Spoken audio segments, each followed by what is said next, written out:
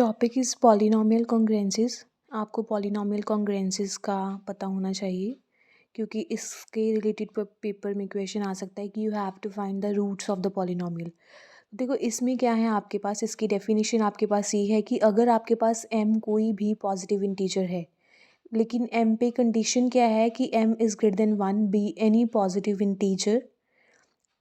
अगर आपके पास f of x is equals to summation i running from 0 to n a i x की power i है और g x is equals to summation i running from 0 to n b i x i है, यानी कि आपके पास देखो कोई polynomial है f of x पॉलिनॉमियल जो है वो किसके इक्वल है, summation i running from 0 to n a i x i, यानी कि आप इस और दूसरा पॉलिनॉमियल आपके पास क्या है, g of x that will be equals to summation i running from 0 to n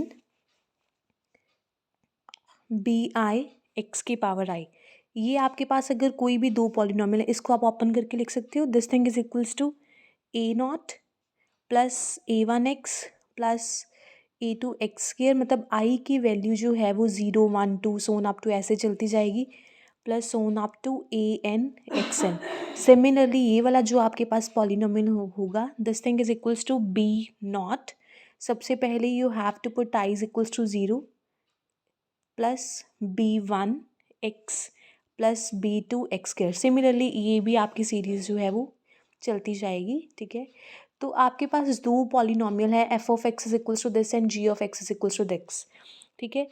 they are the two polynomials with integral coefficient. इसके जो कॉफिशेंट्स होंगे, मतलब अगर मैं कॉफिशेंट्स लूँ दैट विल बी, कॉफिशेंट्स मैं ले रही हूँ ए आई और बी आई, अगर वो दोनों कॉफिशेंट्स आपस में कॉन्ग्रुएंट हैं, ठीक है। देखो कंडीशन उसने क्या लिखी है, if f of x is equals to summation i running from a i x i and g of x is equals to summation bi xi, they are the two polynomials with integral coefficients such that ai is congruent to bi। मतलब इसकी जो coefficients होगी, अगर मैं a1 की बात करूँ, a1 is congruent to b1 mod m, a2 is congruent to b2 mod m। अगर वो दोनों आपस में congruent हैं तो आपके जो polynomials होंगे, यानी कि f of x is congruent to g x mod, यानी कि ये दोनों पॉलिनॉमियल्स जो होंगे एफ ऑफ एक्स वो भी आपस में क्या होंगे, कॉन्ग्रुएंट होंगे, ठीक है। ये रिजल्ट अकॉर्डिंग टू पॉलिनॉमियल कॉन्ग्रुएंसीज होता है कि अगर आपके पास कोई दो पॉलिनॉमियल्स हैं और उनके कॉफिशिएंट्स जो हैं वो आपस में कॉन्ग्रुएंट हैं, देन आपके पॉलिनॉमियल्स भी आपस में क्या होंगे, कॉन्ग्रुएंट। यहाँ पे एक एग्जांपल मैं आपको दूंगी, जैसे इन्होंने दिया है कि 7x³ plus 4x² plus 2x plus 9, this thing is congruent to this. लेकिन यहाँ पे अगर आप 7, मतलब सबसे पहले अगर आप x³ का इधर वाली साइड तो कोई नहीं है ना, तो ऑब्वियसली ये 7 जो है वो अकेले 7 को डिवाइड करेगा। लेकिन अगर मैं x² के कॉफिशेंट को देखती हूँ, x² का कॉफिशेंट यहाँ पे मेरा 4 है और यहाँ पे 9 है, तो आप लोग चेक कर लेना कि 4 इज़ कॉन्ग्रुएंट टू 9 मॉड 7। ये कॉन्ग्रुएंसीज जो है वो सेटिस्फाई करेगी, तभी अगर ये कॉन्ग्रुएंसीज सेटिस्फाई करेगी तभी आपके दोनों पॉलिनॉमियल्स जो हैं वो क्या होंगे, कॉन्ग्रुएंट। आप कोई एक और एग्जांपल लेके देख सकते हो। अगर मैं ये एग्जांपल कंसिडर करती हूँ 5x plus 3x square which is congruent to 25x plus 15x square mod 5, ठीक है। अगर आप ये चीज़ कंसिडर करते हो, देखो अगर आप x के पॉलिनॉमियल्स लेते हो, जैसे आपने 5 और 25 लिए, तो यहाँ पे जो मॉड 5 होगा वो ये दोनों आपस में कॉन्ग्रुएंट होंगे। अगर इनके कॉफिशिएंट्स आपस में कॉन्ग्रुएंट होंगे देन ये दोनों पॉलिनॉमियल्स भी आपस में क्या होंगे, कॉन्ग्रुएंट।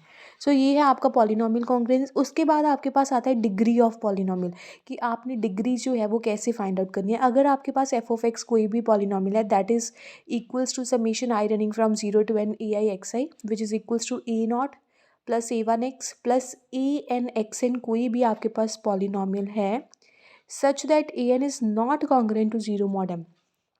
इट मीन्स अगर आपके पास ये जो an होगा, मतलब आपके पास अगर मैं इस पॉलिनॉमियल की बात कर रही हूँ, मुझे पता है कि पहले x है, x की पावर 2, x की पावर 3, ऐसे सोन आपको चलता जाता है। तो जो आपका लास्ट वाला होगा, मतलब x रेज़ टू पावर, मैं आपको एक एग्जांपल देके भी बताऊंगी, जो आपका ये जो इसका कॉफिशिएंट होगा an वो नॉट कॉन्ग्रुएंट होना चाहिए 0 mod m के। अगर इस कंडीशन को ये पॉलिनॉमियल सेटिस्फाई कर रहा है तो जो आपके पास x की पावर होगी, दैट इज़ जो आपका n होगा, वो आपकी क्या होगी, that will be your degree of the polynomial. ठीक है, अब अगर मैं आपको एक एग्जांपल देती हूँ, देखो फर्स्ट एग्जांपल आपको इसकी एग्जांपल गिवन है कि you have to find the degree of the polynomial. अब मेरे पास पॉलिनॉमियल देखिए क्या है, मेरे पास पॉलिनॉमियल है 12x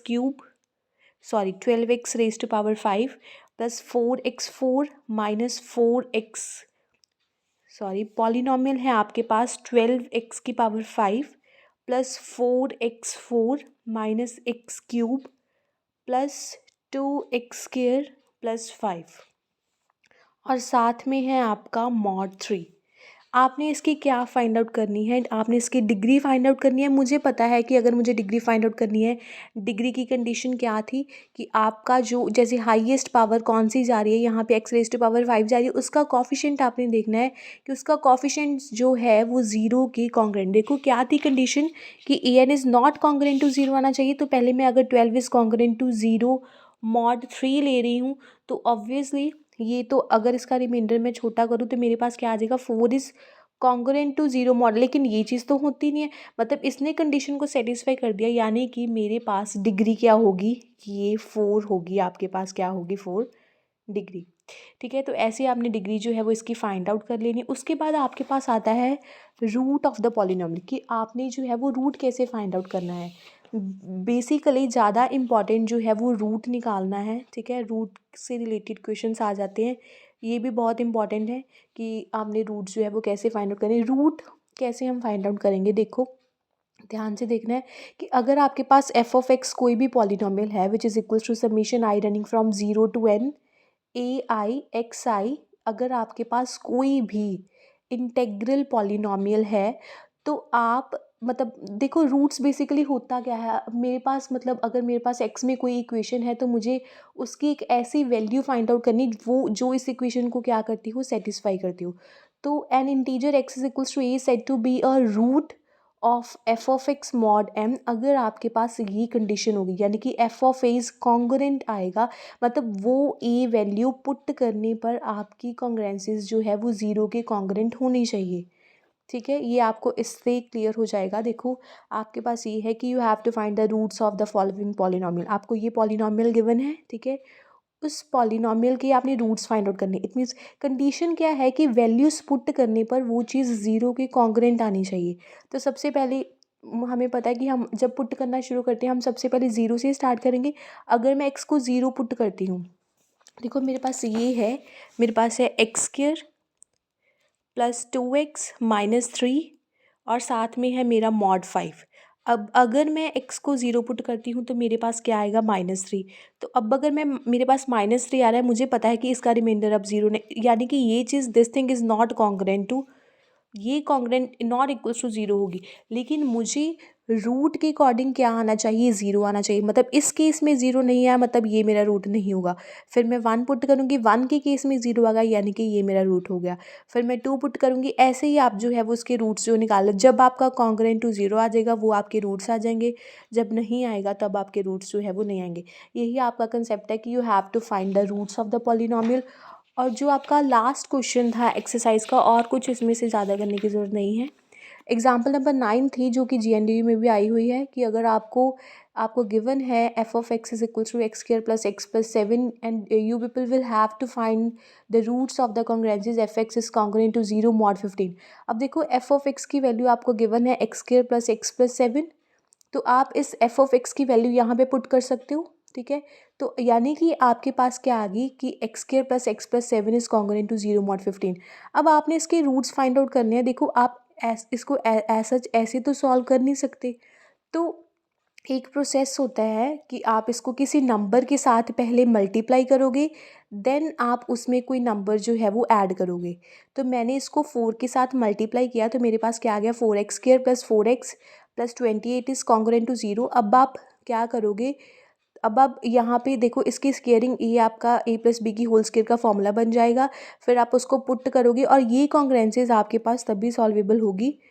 ठीक है, आप इसको अलग अलग करके जो है वो लिख सकते हो, क्योंकि आप इकट्ठी को नहीं लिख सकते। तो आपके पास यहाँ से 2 इक्वेशंस बन जाएंगी कि y² is congruent to 3 mod 3 और y square is congruent to 3 mod 5, ये दोनों आपके पास क्या होंगे, सॉल्वेबल।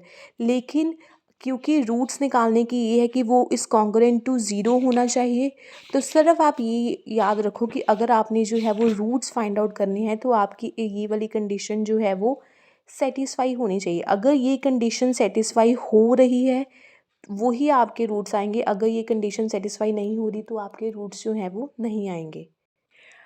उसके बाद एग्जाम्पल नंबर 11 जिसका डाउट था वो देखिए कि आपको प्रूव करना है कि अगर ए जो है वो बी सी को डिवाइड करता है, ए बी सी को तभी डिवाइड करेगा अगर आपके पास ये कंडीशन होगी, यानी कि a divided by g c d of a and b, ये पूरा जो है वो किसको डिवाइड करना चाहिए, सी को। अब मैं एक चीज़ लेकर चलूँगी और एक चीज़ प्रूव करूँगी, फिर इसका कन्वर्स करूँगी, ठीक है। अब अगर ये चीज़ है, देखो मैं आपको सॉल्व करके बताती हूँ।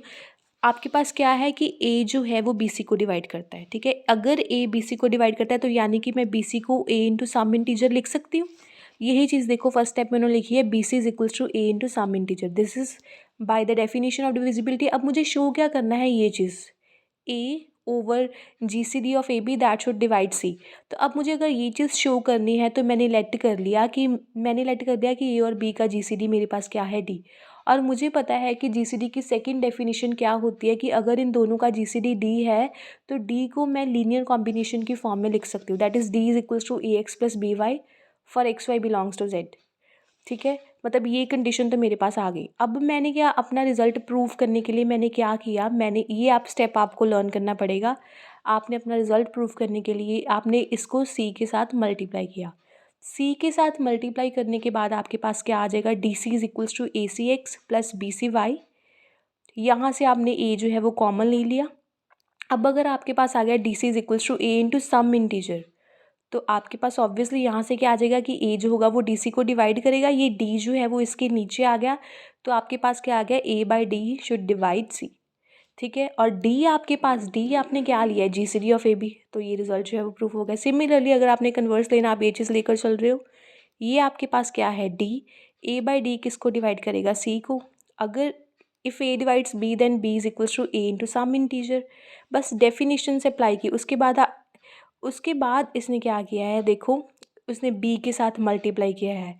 b के साथ मल्टीप्लाई करने के बाद आपके पास क्या आ जाएगा, b c is equals to b a by d into p. अब ए बी का जी सी डी मैंने d लिया है, तो मुझे पता है d जो होगा वो a को भी डिवाइड करेगा, वो b को भी करेगा। अब d अगर b को करेगा then b is equals to d into some integer होगा। ये b की वैल्यू आप यहाँ पे पुट करोगे तो आपका रिक्वायर्ड रिजल्ट जो है वो प्रूफ हो जाएगा, ठीक है। When you have to put the value, तो आपके पास ये required a into q p आ गया, यानी कि अगर b c is equals to A into some integer आ गया तो ए जो होगा वो बी सी को क्या करेगा, डिवाइड।